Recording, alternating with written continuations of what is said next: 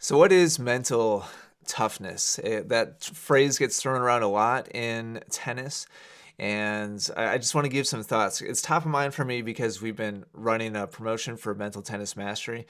And so, I think three things for me. Three things that if you can understand these things, buy into these things, follow what I'm about to say, then your tennis will be better. You'll have more fun. You'll have more success and your life will be better as well. This is part of why I love this topic so much and this program that we're working on over this last week is because it impacts everything else. So big thought number one. What is mental tennis not? Mental tennis is not being a robot, not having feelings, not having emotions, not being disappointed, never being afraid, never having doubts in your head, never having negative thoughts or negative feelings.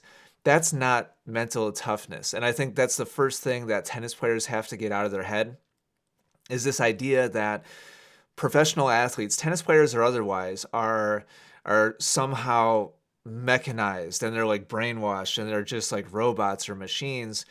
And they're so incredibly successful because they never deal with any of those human things, any of that human stuff that we all deal with. And the reality is we all deal with it, from Roger Federer, Serena Williams, or Bjorn Borg, or whoever is your poster child for being mentally tough, all the way down to the person who just started playing tennis, who's a total beginner, who's never played sports before.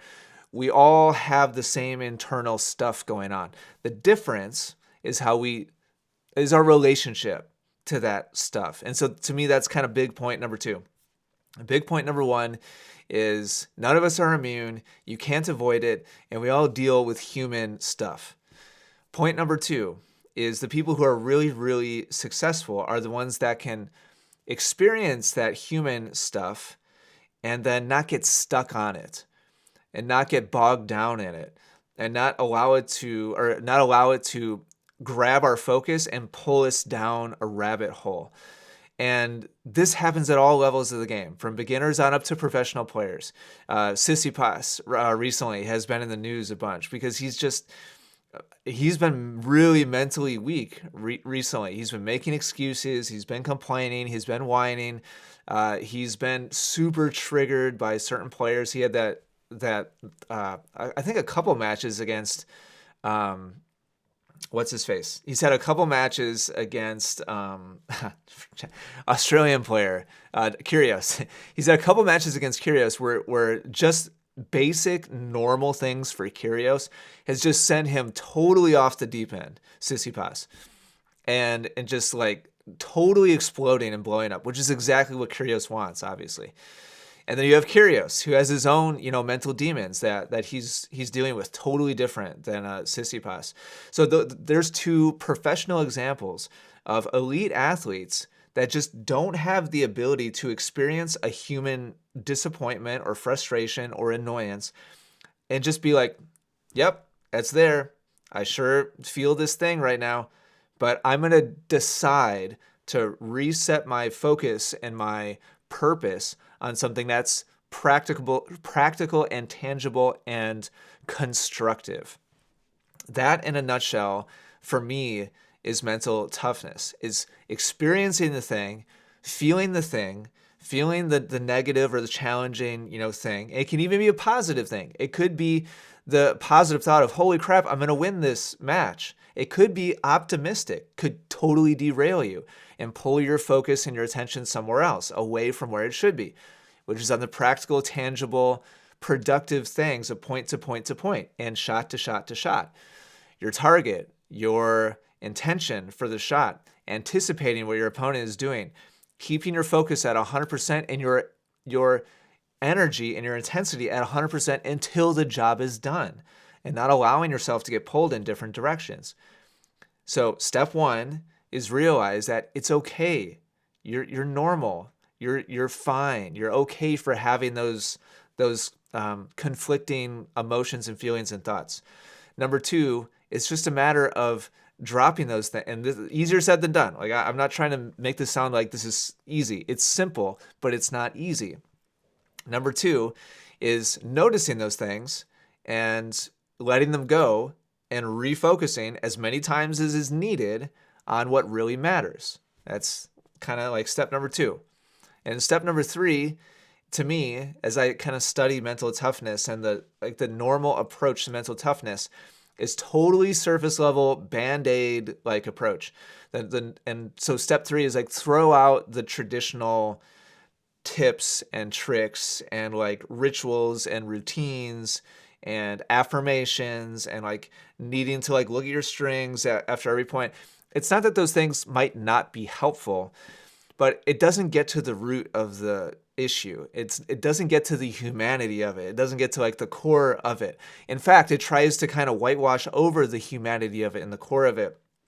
I think the average advice and the average coaching is like something along the lines of like tricking yourself. It's like, oh, yeah, you feel nervous. So you don't want to feel nervous. So just tell yourself you're down 2-5 instead of ahead 2-5. So when you're trying to like serve it out in that set and you're serving it 5-2, tell yourself it's really 2-5.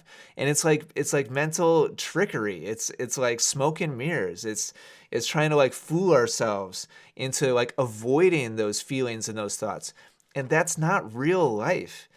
In real life, you have to really, as my a psychologist that I've worked with in the past, use the phrase a lot, feel and deal. Like you have to really feel things and actually deal with those feelings and those emotions if you want real relationships, either with another person or with a sport like tennis. You have to feel and deal. And you can't set up like a vacuum between yourself and real life.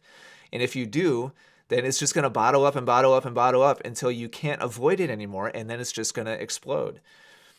So those 3 things to me, more than any other, like that is mental toughness. It's accepting the reality. It's not trying to avoid it and like distance yourself from it or trick yourself away from it. And then it's practicing, and it's it's like a lifelong practice, like in terms of like yoga practice or like a meditation practice. You have to continually practice realizing what's happened, noticing what's happening, and then choose to refocus on something productive instead. If you can do those 3 things, again, simple but not easy. If you can do those 3 things, you will be way far ahead of most of your peers when it comes to mental toughness. Most of your peers are trying to trick themselves. They don't understand that it's normal. And that's why they're trying to trick themselves into like just, oh, it's not right that I feel nervous or afraid or scared or like I'm a little bit tight. Like, oh, I need to figure out some way of quick. Like, no, it's not happening. It's not happening. It's not happening. And as long as there's like that avoidance there, they can't move forwards and they can't really actually be mentally tough. So hopefully that's helpful, gives you a little bit of perspective. This is something I've been really personally kind of interested in and passionate about for the last 20 years, ever since I walked off my college tennis team, because I was so angry and frustrated and unhappy. And so ever since then, it's been just kind of a personal focus and project for myself and then for my students to figure out how in the world did that happen, and how can I avoid it? How can I go back to tennis and not be miserable? And how can I help other people enjoy competition instead of making it instead of having it cause them to be something they don't want to be inside? So to me, these are the 3 core things, and hopefully that's helpful to just hear that explained. Thanks so much for watching. I hope you're doing great. Keep up the great work on your game, and I'll talk to you again really soon.